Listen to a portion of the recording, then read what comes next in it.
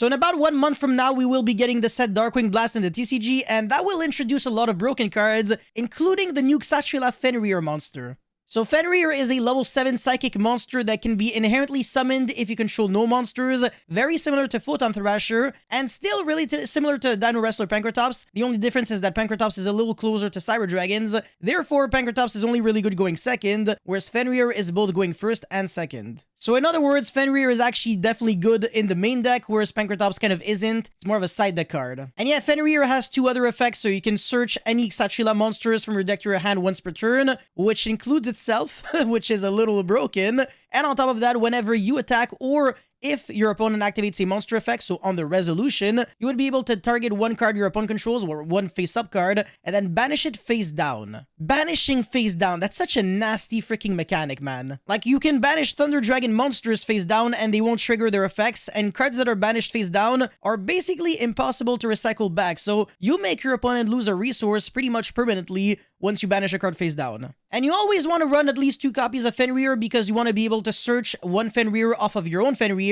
And also another really cool thing that could happen is, since Fenrir is an earth monster, you can make Asa and then revive back your opponent's Fenrir, which will come up against, tier elements since they mill a lot, so they might mill their own Fenrir. And therefore, with your opponent's Fenrir, you get to search your own Fenrir, so you can have so many cards in your hand, it's actually ridiculous. Oh, and by the way, Fenrir single-handedly outs an Appaloosa for 4. Let's just say that your opponent negates the search effect of Fenrir, the opponent's Appaloosa drops from 3200 to 2400, you go into battle phase, declare an attack, and then use the effect of Fenrir to try to banish that Appaloosa. Your opponent basically is forced to negate, so then the Appaloosa goes from 24 to 16, and then you can jump over and inflict 800 damage, and you still have your Fenrir. Just with 1 single card, you are able to break 4 negates, and you still have 5 other cards, and your normal summon left. Simply ridiculous. I could definitely see Fenrir getting limited in the near future because the card can literally search itself, which is a little stupid. So if you have it only at 1, then it's only really broken, quote-unquote, in